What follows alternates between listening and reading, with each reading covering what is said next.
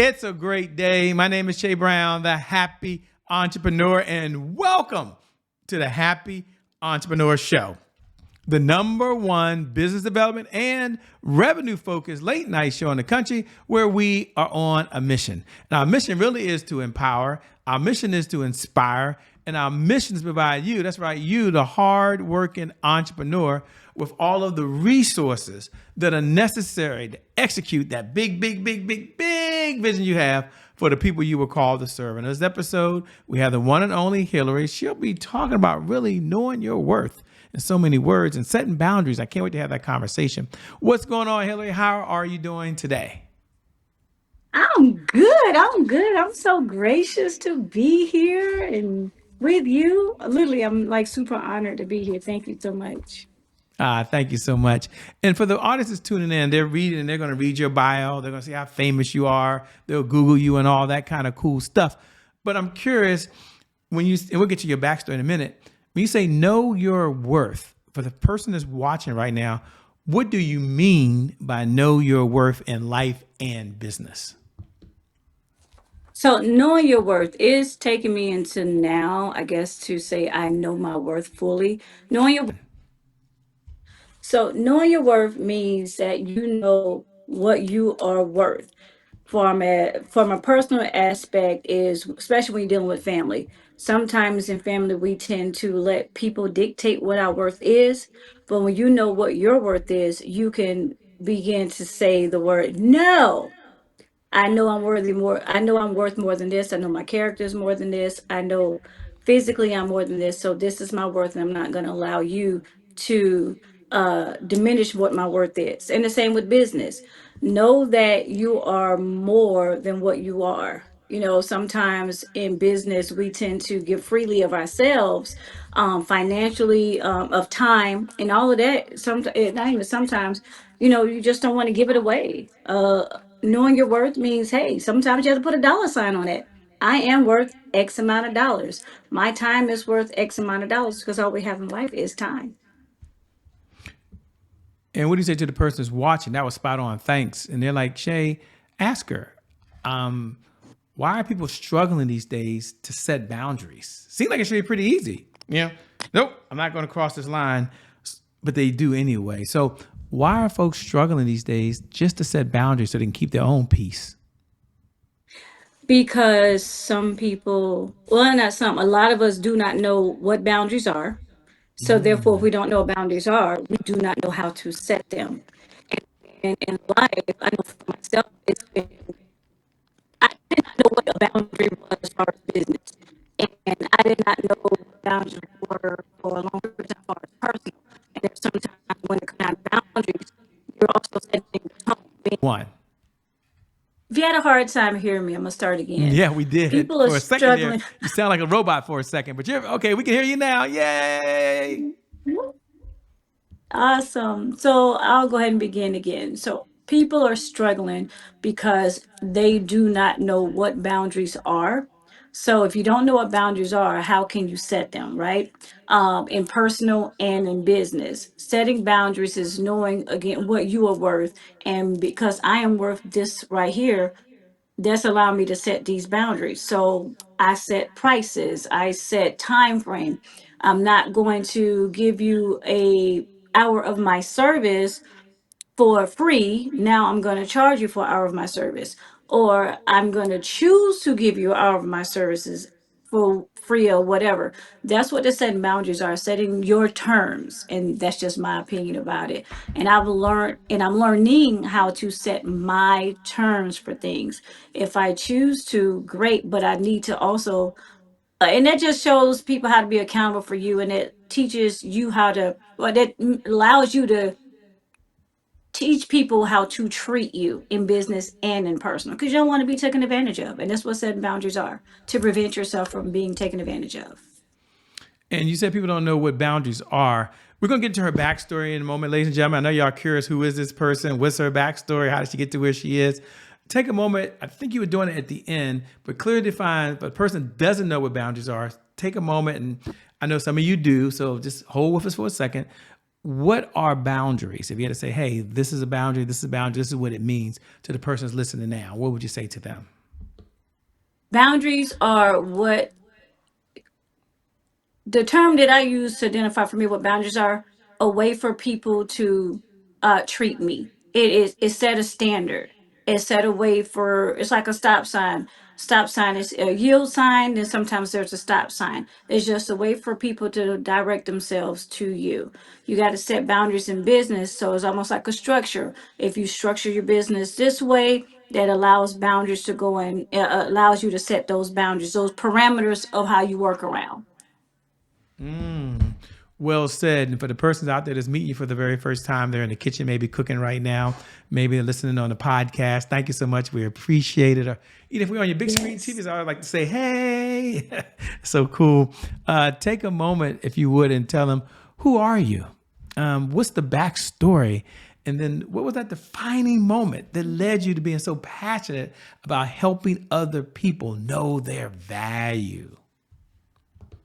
So my backstory. So I guess as far as the entrepreneur part, what ended up happening was I ended up losing my job. I said 2017, I got laid off. And at that time, my parents were creating a business, a hair product business. And in them doing so, my parents actually reached out to someone who had a degree for them to set up their business. And the young lady ended up literally, how my mom found out was she went to the bank to make a deposit something. They say, hey, well, someone just came in and tried to make a withdrawal from your account. And my mother was like, what are you talking about? Like, yeah, the president of your company. My mom's like, what are you talking about? I am the president of my company. What ended up happening was the young lady literally, because she was a part of on the LLC, she was not president, but the administrator. She went in to try to clear out my parents' bank account. She also went to go try to create another, if I'm not mistaken, another business, and utilize the formula that my parents had created, which is a family thing from my great grandmother, to basically create her own thing. And so then, and I'll go to my parents. And my background is corporate administration, customer service, all of that receptionist is what it was prior to. So I took all of that knowledge and I just poured it in when I got laid off into learning about LLCs, learning about grants, learning about how do you start a business, how do you progress the business accounts, EIN. Like I just spent that whole time learning that. And it was almost like I'm trying to prove to my parents that you don't have to have a degree to actually run a business.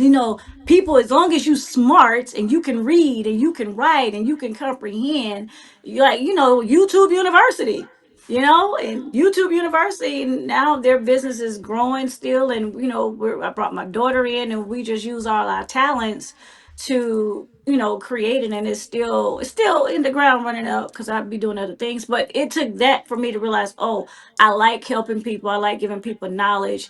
And it turned into me then facilitating. I started around COVID. Then I came into doing events because there was no concerts anymore. And I was like, I want to go to a concert. So I created concerts, independent, unsigned, and talented.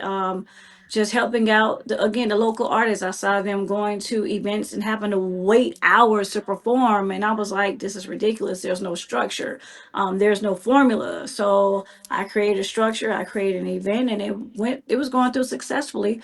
But with any successful thing, you can always take a hit. Financially, I was like, nope, can't take them hits anymore. Got a kid in school. So then I kind of just died down on that. But with that, picked up a couple of companies where I'm on board and became the facilitator. I just have an eye for seeing how things should run. From the beginning to the end, I see, for some reason in my head, I can see, well, if you go left, this is what's going to happen. But if you go right, this is going to happen. And I just became like I call myself a facilitator of an event, facilitator of anything. I can just make a jail. I'm the background, professional background, is I guess that's what you can call it. I love it. Thanks for being so transparent. Thanks for being so open, by the way. And I'm curious, you talk about knowing when to do something, when not to do something. How does someone know? And again, this is a loaded question, ladies and gentlemen. It's not a counseling session, but you might be curious as well. How does someone know when to say yes or when to say no, are there some questions they should be asking themselves? Is there a feeling that goes on? So the person that's watching right now is like, man, when should I just say no and make it a hard no? And when should I say yes, although I might not want to? Does that make sense? That's the question I'm asking. I'm just curious what your perspective is on that. Oh, that's a great question. Honestly, I ask myself that often. Um, One thing I say is, why am I saying yes? Is it going to help me for saying yes? Is it going to hurt me for saying yes? What is going to be the benefits of saying yes? Are you going to take a L from saying yes? And then that way you can determine. I remember when I was a kid, my mother used to have me write down, get a piece of paper. In order to make a decision, you need to pick your yes and your no. Why should you? Why shouldn't you? If you should, this is what's going to happen. If you don't, this is what's going to happen. And it's kind of the same thing with the yes and no. No. Why am I saying no? Is me saying no going to advance me, or is it going to not advance me? Is saying no going to be detrimental to the situation financially or other work? And you gotta weigh your options out, because sometimes saying no might not been a good reason to say no. Sometimes you gotta step out on faith, and sometimes you gotta step out on that chance, and sometimes that no is actually a yes. Um, Sometimes we get invites, right? We get invites to a room. And I know there was one I was like, man, I don't think I want to go to that event. I don't think I want to go here. But I said, you know what? I said yes.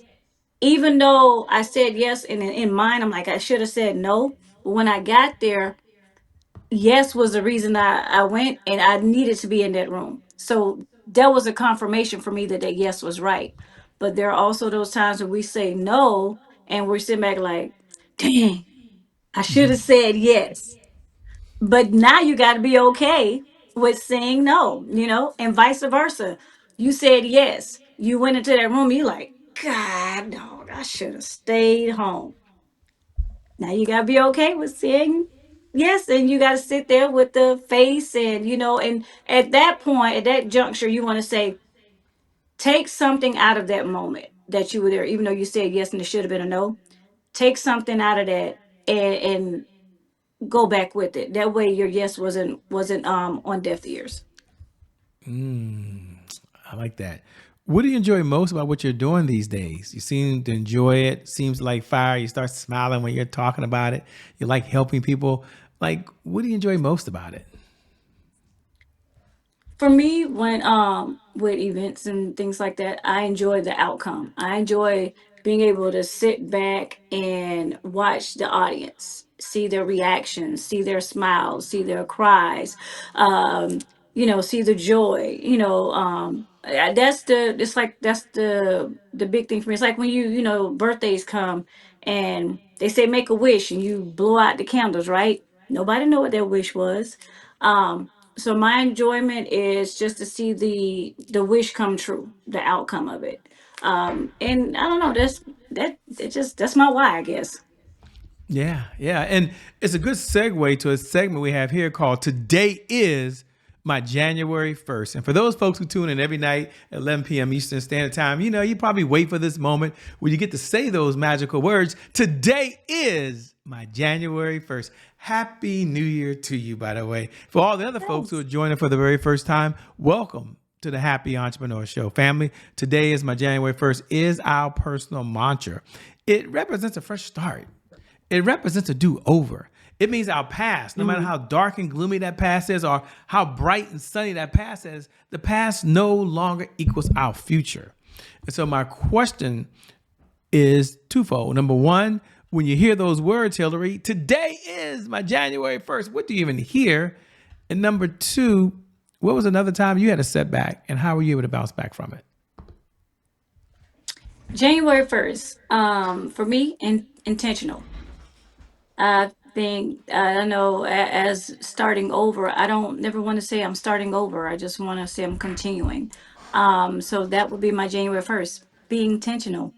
Be intentional in every breath you take. Be intentional with every day you wake up. And it's not easy, but if you keep that thought in head, intentional.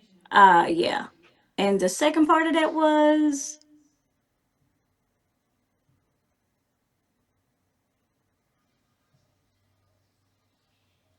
did I lose you?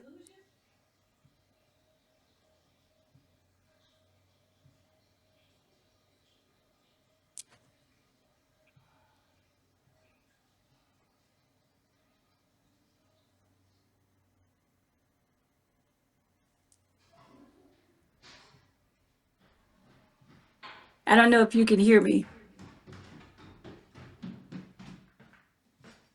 Uh-oh. Sorry about that. I must have lost you there. Mic check, mic check. Mic check, 1 2 1 2. It went out for a second there. Say that last question you said to me. What was the second part of that? I got the Sorry first about that. part, The the G second word part of first. that was, what was a moment you had that you had to bounce back from? Oof.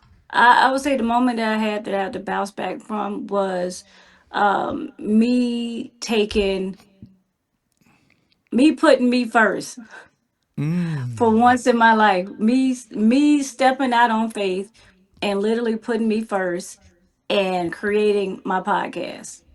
That was something for me. No, no help saying, "Hey, I'm gonna do it." It's not under anybody else. Just August, and now we're in it, and I'm in it, and it's coming out good.